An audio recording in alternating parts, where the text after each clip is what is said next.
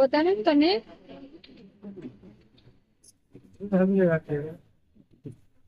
చెప్పు పెద్దమ్మ తల్లి టెంపుల్ పోతున్నామని తనే పెద్దమ్మ తల్లి టెంపుల్ పోతున్నామని చెప్పు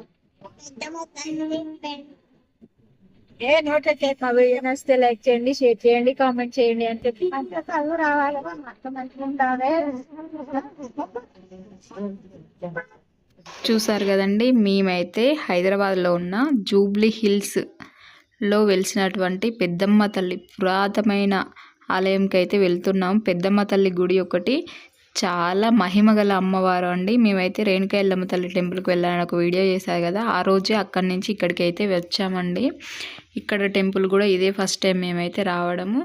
చాలా అంటే చాలా బాగుంది. ఈ టెంపుల్ కూడా చూస్తున్నంతసేపు చూస్తూ ఉండిపోవాలనిపించింది. చూసారా, స్టార్టింగ్ ఎంట్రన్స్ నుంచి గుడి అయిపోయి బయటకు వచ్చేంత వరకు కూడా చాలా అంటే చాలా మంచిగా అనిపించింది మాకైతే. ఇక్కడ పెద్దమ్మ తల్లి ఆలయం అయితే గర్భగుడి అయితే 5 అంతస్తులు ఉంటుందట అండి. ఈ గోపురం అయితే 7 అంతస్తులు ఉంటుందంట. కళ్యాణ మండపం, ఇంకా మనం ఎక్కడైనా అక్కడ స్టే చేయడానికి ఇట్లా రూమ్స్ కూడా అవైలబుల్గా ఉంటాయట అండి. ఇక్కడ మనం స్టార్టింగ్ గుళ్ళోకి ఎంటర్ అవ్వగానే గజస్తంభం అయితే ఉంటుంది కదా, ఆ గజస్తంభం దగ్గర మనం దర్శనం చేసుకొని అమ్మవారి దర్శనం చేసుకొని వచ్చాక అక్కడ కాయిన్ నిలబెట్టాలట అండి. ఆ కాయిన్ నిలబడింది అనుకోండి, మనం అనుకున్న కోరికలు, మన మనసులో ఉన్న కోరికలు అయితే నెరవేరుతాయంట. చూసారా, ఇక్కడైతే ఎంతమంది నిలబెడుతున్నారో అందరు వాళ్ళే అండి. క్యూ కట్టేస్తారు ఏకంగా అక్కడ కాయిన్స్ నిలబెట్టడం కోసం. అంటే అంత నమ్మకం అనే అర్థం అక్కడ ప్రజలకి. ఫస్ట్ టైం వెళ్ళిన వాళ్ళకైతే కొంచెం కొత్తగా అనిపిస్తుంది, బట్ అట్లా నిలబడితే మాత్రం చాలా హ్యాపీగా అనిపిస్తుంది కదా. మేమైతే అంటే గుడి చుట్టూ ఒక రౌండ్ తిరిగేసి అప్పుడు దర్శనానికి అయితే వెళ్ళామండి. చాలా బాగుంది ఇక్కడ అమ్మవారు కూడా. మా వానర జాతి చూడండి, ముందుగా పరిగెడుతున్నాడు. వీడు ఎక్కడ ఆగమైపోతాడు అని వీటితోటి ఒక భయం ఉంది. అక్కడ బల్కంపేట అమ్మవారి దగ్గర అయితే ఎక్కువ మంది అయితే లేరు, ఇక్కడైతే కొంచెం ఎక్కువగానే ఉన్నారు రష్. మేమైతే క్యూ లైన్లో వెళ్ళి నిలబడ్డామండి. ఒక 5-10 మినిట్స్లో దర్శనం అయితే అయిపోయింది.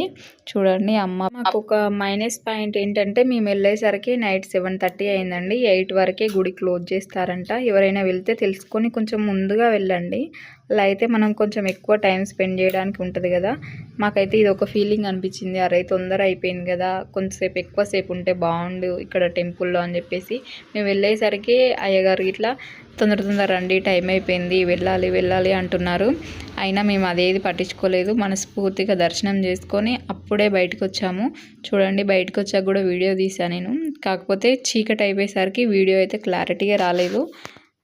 బట్ చూడండి, నాకు వీలైనంత వరకు అయితే చూపించా నేను.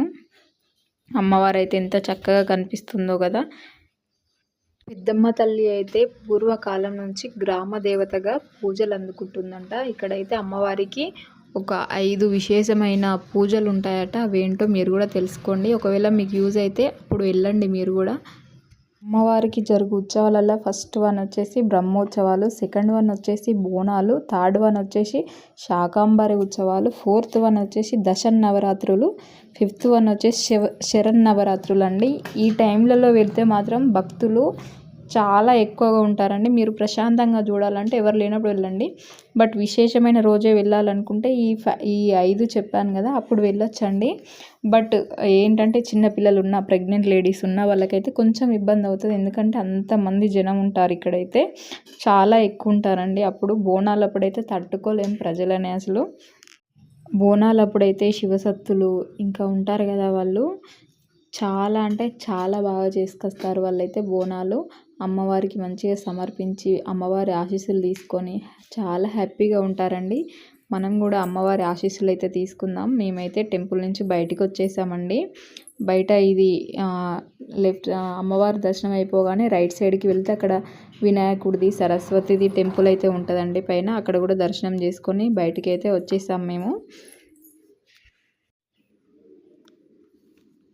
నా వీడియో చూసేవాళ్ళు ప్లీజ్ నా వీడియో నచ్చితే ఒక లైక్ చేయండి, కామెంట్ చేయండి, సబ్స్క్రైబ్ చేసుకోండి. ప్లీజ్ సపోర్ట్ చేయండి ఫ్రెండ్స్. Bye bye.